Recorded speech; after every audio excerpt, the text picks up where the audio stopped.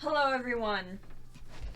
It is me, Cici, and it's the holidays. And as someone who likes to make stuff already, that means that during the holiday season, I have to make things for everybody. This year, however, there was a lot of weird stuff going on. It was especially brutal, so I want to take you through everything that I did wrong so that you and I suppose, don't get it wrong next year. So without further ado, let's go. Our story begins where it does with many makers this time of year, and that is with an idea. All over the place, I had ideas like, oh, I want to make this for this family member, and oh, I want to make this for this friend. In total, I had 4 ideas. A Taylor Swift scarf, a cowl scarf thing, a cozy, and a book cover. So I went to Joann's, and I got the yarn. Mans gave me a military discount for literally no reason. Do I look like a military girly? Shout out to this guy, I guess. However, things started to take a turn for the worse. I didn't have the yarn that I needed, so I had to order it online in December. The projects were not working up as fast as I thought that they would. I didn't have the materials I needed. There was so much that went wrong. However, from this experience was gained knowledge of 4 things that I know I definitively did wrong this season. Number 1, start your projects early. I know it is so hard to think about your projects when it's Thanksgiving time, you have to visit your family, there's like, you might still be in school. November, December is a busy time for everybody. So I'm looking at the month of December and it's looking like it's gonna be real busy for me. I need to finish my Christmas presents. I need to plan an entire trip to Japan. And I work in retail and it's December. Retail. Cute. And I have the Bones SMP race, which is also going to be streamed on Twitch, and that's an entire month-long thing. Almost forgot about that. Sorry, Brennan Bestie. However, if you're going to be making handmade projects, you have to start early. Now, I was actually pretty good about that this year.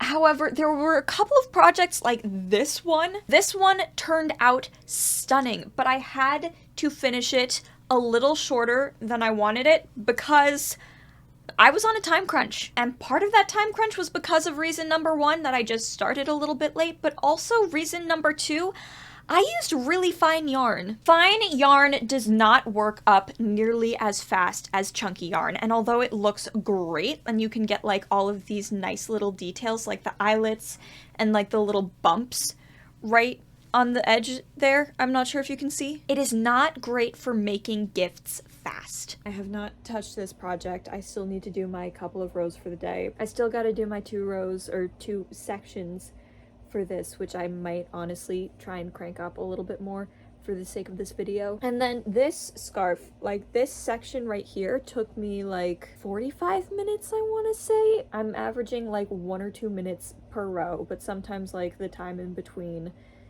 takes time. This project specifically was a really tricky one, not only because it used really fine yarn, which is not great for working up projects fast, but also because the rows got progressively longer and longer because it's a triangle, so it got progressively harder and harder to finish rows, and it still turned out great, and this is still a gift that I'm going to be very proud to give. But I feel like I could have done a little better with it, I could have made it a little bit longer, and I could have like not spent so much time on it, even though it is for my mom, which is like one of the more important people in my life, so I suppose it is worth it. Number 3, make sure all of your projects are small. Now this actually was not a huge issue for me because the largest project that I made was probably this one. Like a lot of other gifts that I made whipped up in like half an hour. Like this is a cup cozy. It doesn't look like it because I wanted to add Velcro to it so that you could do like that and put it around any size cup. But definitely keep your gifts small. Ideally, you want to do things that you can whip up in like a day. Otherwise, you're just gonna spend like an egregiously long time working on projects for people that might not really appreciate the work. Which leads me to point number 4. Be selective with who you give your handmade gifts to. For me, there are 2 criteria that I subconsciously use to decide who gets crochet gifts. Number 1, how close am I with this person?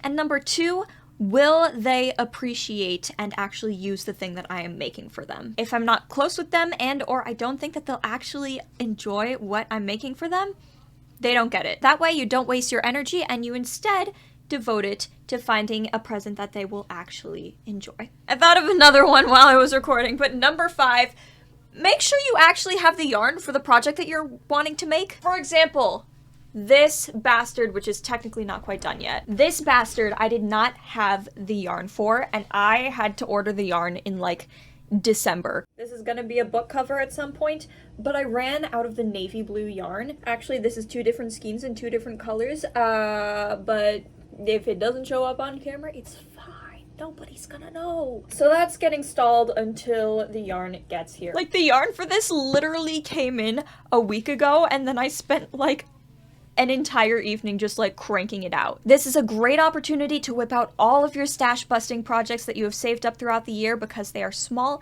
they are fast, and they can use yarn that you already have, so you don't have to wait for yarn to ship and hope that it gets here before Christmas. Last point that I thought of, how many are we at now? 6? I think we're at 6. Make sure that you use projects that actually come with a pattern. If you use a pattern, odds are it's probably not gonna go wrong, whereas if you're winging it, you might have a couple of issues, like I did with this guy. Now, I love this guy to pieces. I love how it came out, but I did have to add a little bit of interfacing right in there because it was stretching. We're adding interfacing and it's 2 days before Christmas, yeah! Now, if I had used a pattern when I was making this, then that probably would not have happened. I probably would not have had to have made the extra chip to Joanne's yesterday. Oh, and now it actually fits this book very well. But I still do wish I had used a pattern so that I could have saved myself the stress of wondering if it was actually gonna work or not. Whereas with this, I never questioned whether or not it was actually gonna work because I was using a pattern. I believe that that is all of the wisdom that I have accrued over this holiday season. Thank you all so much for watching and joining me on this holiday season.